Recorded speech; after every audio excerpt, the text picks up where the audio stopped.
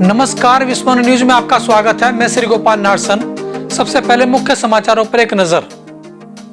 Bag में बच्चे को देखकर दंग रह गए लोग। नीतीश कुमार और योगी आदित्यनाथ के बयानों से दरार की पोल फिर खुली। सुप्रीम कोर्ट ने घर खरीदने वालों के अधिकार सशक्त बनाए। उत्तराखंड में सवा महीने में 76 हेक्टेयर से ज्यादा जंगल जले। पुलिस को है 5 साल के मासूम से शांति भंग होने का खतरा। अब खबरें विस्तार से। अमेठी जिले के त्रिलोकपुर गांव में एक बैग में 5 महीने का बच्चा मिला है।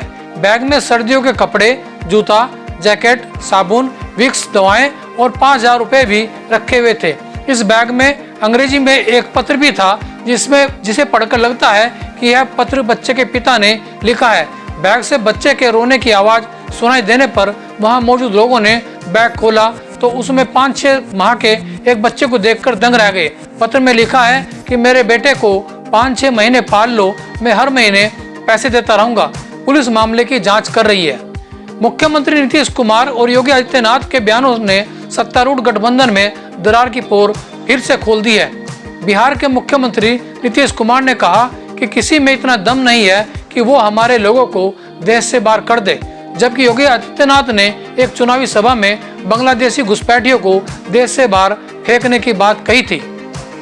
सुप्रीम कोर्ट ने घर खरीदने वालों के अधिकार सशक्त बना दिए हैं। अब घर खरीदने वालों के पास बिल्डरों को धोखाधड़ी से निपटने के कई विकल्प खुल गए हैं। उपभोक्ता न्याय के लिए रेरा, उपभोक्ता अदालत, दिवालिया संहिता और रिट याचिका दायर कर बिल्डर्स से अनुतोष प्राप्त करने के मार्ग खोल दिए गए हैं। उत्तराखंड में पिछले सवा महीने में 75 हेक्टेयर से ज्यादा जंगल जल चुके हैं। अब तक 50 से ज्यादा आग की घटनाएं पहाड़ी इलाकों में हो चुकी है। इनमें अल्मोड़ा, त्यूनी, उत्तरकाशी, चमोली, पौड़ी आदि शामिल हैं। इन घटनाओं में करीब 2 लाख से ज्यादा की वन संपदा को नुकसान पहुंचा है।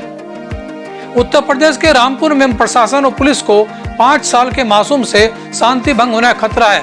यही कारण है कि पुलिस की आख्या के बाद सिटी मजिस्ट्रेट की कोर्ट ने मासूम बालक के खिलाफ शांति भंग की धारा 107 और 116 CRPC के तहत नोटिस जारी कर बच्चे को तलब कर लिया है। मामला जमीनी विवाद से जुड़ा है। राज्यसभा सांसद निर्वाचित होने के बाद रुड़की पहुंचे। नरेश बंसल का भाजपा कार्यकर्ताओं द्वारा जोरदार स्वागत किया गया। नरेश बंसल ने इस अवसर पर कहा कि भाजपा में कार्यकर्ताओं का सम्मान सर्वोपरि है और रहेगा।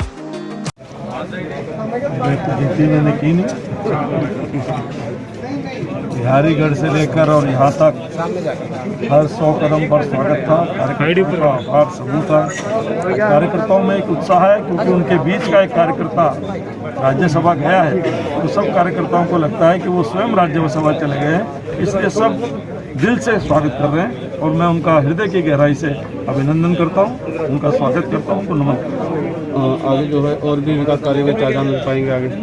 निश्चित रूप से जब कोई कार्यकर्ता जमीन से जुड़ा हुआ कार्यकर्ता जाता है और कार्यकर्ताओं की समस्याओं के लिए संघर्ष करता है तो विकास का रास्ता खुलता है। अब खबरें सहारनपुर से।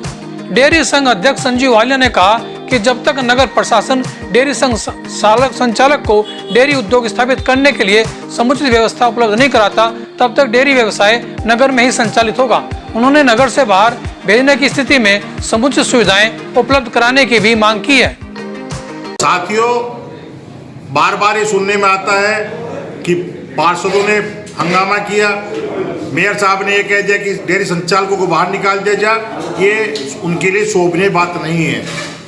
जब आज वार्ता जिलाधिकारी स्तर पर पहुंचने का काम हो गया है, आज हम लोग DM साहब के द्वारा, नगर आयुक्त साहब के द्वारा या जो महापौर के द्वारा नगर आयुक्त हमसे बात करते होंगे, एक बात व्यवस्था में आई है कि बहुत जल्द डेयरी संचालकों को बाहर जाना होगा, लेकिन व्यवस्था नगर निगम देने का काम करेगी। कांग्रेसियों का एक प्रतिनिधिमंडल बेहट विधायक नरेश सैनी व जिलाध्यक्ष मुजफ्फर अली के नेतृत्व में जिलाधिकारी से मिला। उन्होंने सैयद साद माजरा में टोल टैक्स न वसूलने की मांग की है। उन्होंने कहा कि टोल टैक्स संचालक मनमाने तरीके से लोगों से टोल टैक्स वसूल रहे हैं, जो गलत है। आज हमारा प्रतिनिधिमंडल माननीय विधायक नरेश सैनी जी, माननीय विधायक मसूद अख्तर जी, हमारे AICC के मेंबर जावेद साबरी जी मनीष त्यागी जी, गणेश दत्त शर्मा जी, सुफियान भाई, हम सभी प्रतिनिधिमंडल सरसावा में और शाहजहाँपुर के बीच में जो टोल टैक्स चालू कर दिया है सरकार ने, उसमें स्थानीय लोगों के लिए कोई सुविधा नहीं दी गई है, लूटमारी चालू हो गई है। उसके लिए हम डीएम साहब के पास आए हैं कि इसमें जो स्थानीय लोग हैं उनके लिए जो क्राइटेरिया है 20-25 किलोमीटर का, उसमें जो प्रावधान है उसके तहत उन्हें छूट मिलनी चाहिए। केंद्र सरकार ने नेशनल ब्रॉड मिशन के तहत 2022 तक उत्तराखंड के सभी गांव में ऑप्टिकल फाइबर नेटवर्क के जरिए ब्रॉडबैंड उपलब्ध कराने का लक्ष्य निर्धारित किया है, जिसके लिए 34.5 हजार किलोमीटर OFC बिछाई जानी है। राज्य में अभी तक इंटरनेट की सीमित पहुंच है। अभी तक करीब 500 गांव में मोबाइल नेटवर्क उपलब्ध नहीं है। उत्तर प्रदेश उत्तराखंड की खबरों के लिए बने रहिए हमारे साथ। नमस्कार।